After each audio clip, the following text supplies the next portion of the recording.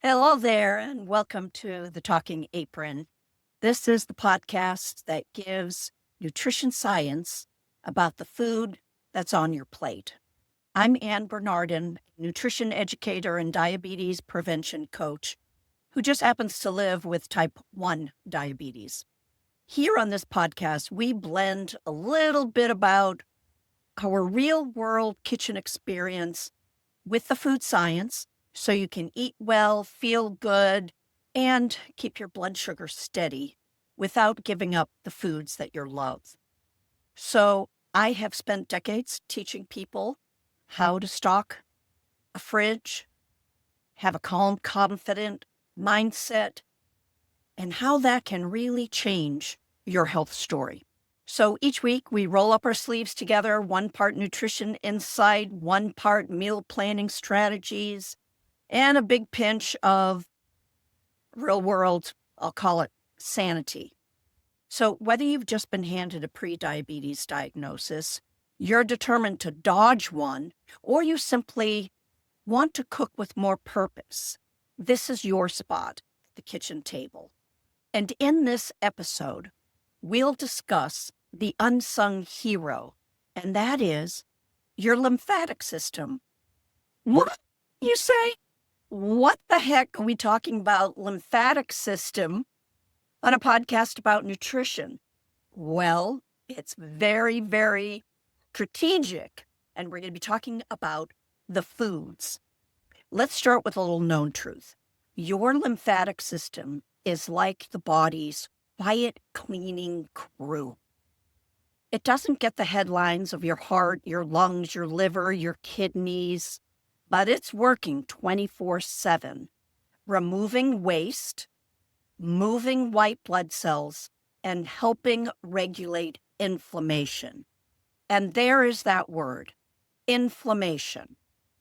We talk about digestion and the gut, and when you have a leaky gut, it can lead to inflammation.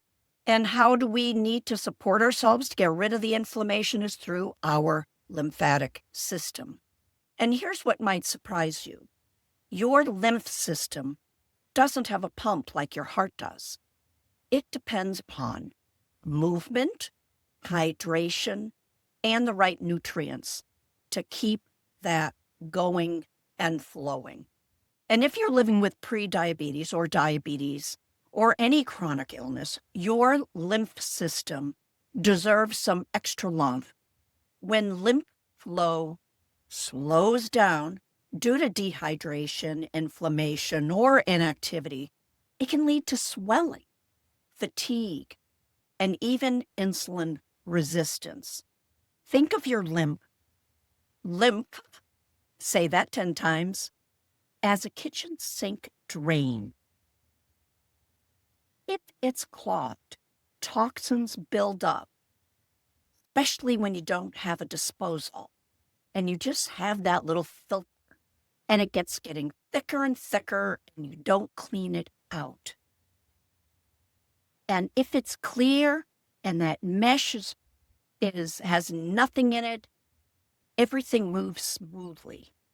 Today, we're going to talk about the foods that help keep that drain open and flowing so your body can do what it's designed to do, which is protect and heal. So think of food as flow. Let's talk about what helps and why. And we're going to dive into this delicious part, foods that naturally support lymph and help reduce inflammation. We're going to start with those leafy greens. I bet you knew that already because they are a superfood. Spinach, kale, arugula, parsley, they're all high and rich in chlorophyll, which helps cleanse the blood and the lymph system. Their high magnesium content helps move the lymph fluid and lower inflammation. Then we have citrus fruits, lemons, oranges, grapefruits. They contain vitamin C, which strengthen the lymph vessels and improve circulation. Now, don't forget that if you can't have the high sugar of citrus fruits, yes, you can have cauliflower, broccoli. There are other vegetables that are high in vitamin C as well. Even a glass of warm lemon water in the morning can give your lymph system a nice big wake-up call. So, next up is berries. Blueberries, raspberries, strawberries. They are all antioxidant powerhouses. They reduce the oxidative stress, and they're a key driver of insulin resistance to help your lymphatic tissues stay healthy. You got it. Garlic and onions are up next because they contain sulfur compounds that support the liver and lymph together. They help the body remove toxins more efficiently, and they're great flavor builders for blood sugar-friendly meals. Then we're going to finish up this short list with ginger and turmeric.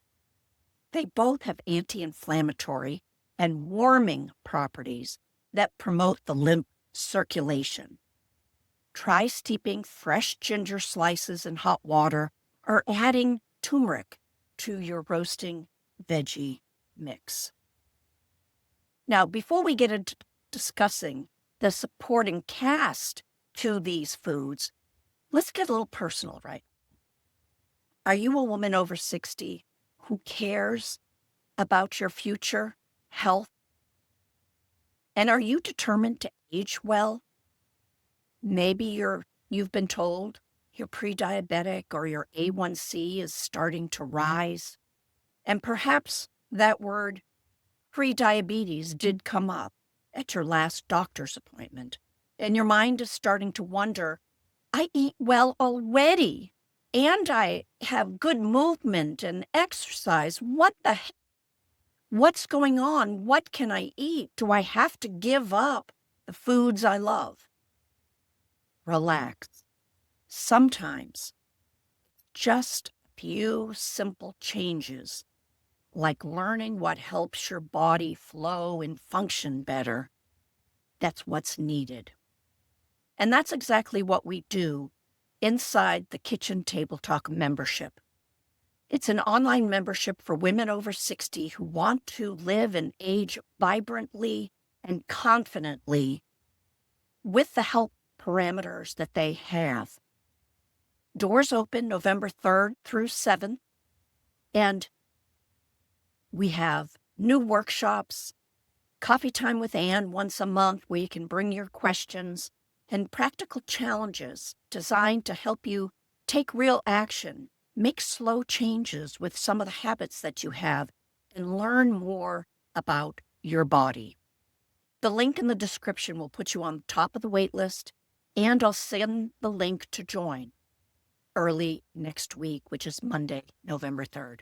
Come join me and other women who are rewrite their health stories. One meal, one habit, one encouraging conversation at a time. Again, you can find the link in the show notes. All right, let's get back and start talking about the supporting cast. Yeah, you may not have known I was once a theater major way back when, so supporting cast is it. What are we talking about? Hydration, fiber, and healthy fats. Those are all parts of the equation for health of the lymphatic system, because your lymph fluid is mostly water, so dehydration is like pulling the plug on the system. Aim for half your body weight in ounces of water daily. Make sure you add electrolytes if you're sweating more or highly exercising. Now, do not worry, ladies. After about 2 weeks, your system will get used to that excess water and you'll be eliminating, which also means peeing, not every 15 minutes. It adjusts. So hang tight for a little bit while you increase your water intake. And because we're talking about women over 60, start slowing down, start the water intake upon rising and start slowing down at mealtime. Because again, anything that disrupts our sleep, like a trip to the restroom, we want to prevent.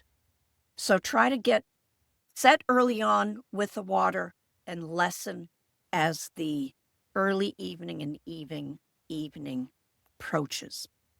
Next up is fiber, especially from vegetables. I know, I talk about it all the time. We need fiber from our vegetables and seeds like fat flax and chia and our nuts, high in fiber. Fiber helps the digestive system remove waste, and that takes the pressure off our lymphatic system. When digestion slows down, guess what? The lymphatic system stagnates. We can't forget our healthy fats like avocado, olive oil, salmon with the omega-3s, and our nuts. These keep your cell membranes flexible. And if you're in kitchen table talk, you learn all about healing the intestinal walls, especially in the large intestine, because of GLP-1. So we need those healthy fats to help our cell membranes. And what it does is it helps us support and have the nutrients flow where they need to flow, and fluids move more freely through our body. Together, water, fiber, and healthy fats form this triangle of support, the supporting cast for our lymphatic system. It also helps by keeping our blood sugar steady and by keeping your lymph flowing smoothly. So now let's bring it from our kitchen to your plate. So this is from science to supper. This is called Lymph Flow Salad Bowl. Of course it is. Yeah, kind of a stupid name, but I wanted you to pay attention here. You start with one of your greens, let's say baby spinach and arugula. You put in a sliced cucumber, maybe some grapefruit segments, if you can eat them, because some medications don't allow grapefruit. Then you want to grate a little bit of a carrot for crunch and color and those good vitamin A properties for eyesight. Sprinkle some pumpkin seeds, which are great because they have zinc. They also add a little bit more protein than carbohydrates to the meal. Then you put on a drizzle of oil and some lemon juice. Ta-da! You've got yourself a great salad to help with your lymphatic system. Now, if you're someone that likes to be a little bit more experimental, try the turmeric or some grated ginger, and it'll be a little bit more of a zingy anti-inflammatory kick. What are you going to eat it with? Well, you can pair it with salmon or maybe a chickpea or black bean patty for your protein. You'll be feeding your lymph, your liver, taking care of your blood sugar, all on one plate, all in one bowl. Now, here are some other ways to sneak in lymph-friendly foods. Sip warm lemon ginger water each morning. Add parsley to everything. Fresh chopped parsley. Top your soup, top your salad, add it to your eggs. Roast onions and garlic with any vegetable medley. And blend frozen berries into fiber-rich smoothies. Again, it's not about perfection. It's about giving your body some daily chances to move and cleanse itself naturally. And speaking about moving, let's talk about the lymph movement connection. So here's an analogy. Your lymph system is like that jar of olive oil dressing you have in the fridge. You notice that olive oil gets a little bit clumpy when it's in the refrigerator, especially if it's homemade, because it doesn't have those, I'll call them stabilizers that keep them well mixed. You got to put it out on the counter for a little bit to have it warm up and not have those clumps. But still, once it's still on the counter, you can still see the separate layers. And you've got to shake, shake, shake it.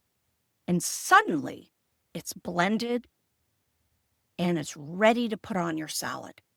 That movement, the shaking, blends it all so it can flow easier.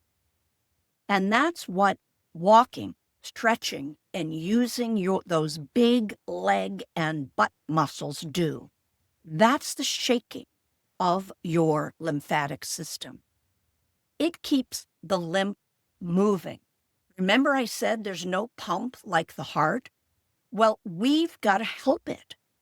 That's why sometimes swollen ankles, they say raise your legs. It's also good to massage it because that's the excess lymph that's staying stuck down in your ankles. So even short walks after big meals make a difference. Helps the blood flow. Also helps with that post-meal blood sugar spike. So think of every walk, every stretch, every time you bend over or you kneel to put the leash on a dog or fill a water bottle, or you drop something on the floor, you're bending and getting up and using those large muscles.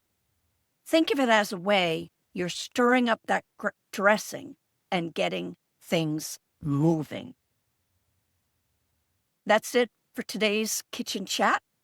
And remember, every balanced plate with mindful thought about what you're putting on your plate to then put in your mouth matters. Small changes over time, big wins. And every small walk, it's a small step towards your future health. Now, if this episode gave you a new way to think about things, about your body's natural flow, share it with a friend. Maybe somebody else needs a little bit of some Talking Apron knowledge or courage. And don't forget, Kitchen Table Talk membership, doors open November 3rd through the 7th. Find the link in the description of this podcast, or you can go to the membership page on the website, thetalkingapron.com. Join women who are choosing energy, clarity, and confidence over confusion and fatigue. Until next time, keep that apron on, stay hydrated, and keep the lymph moving. I'm cheering you on.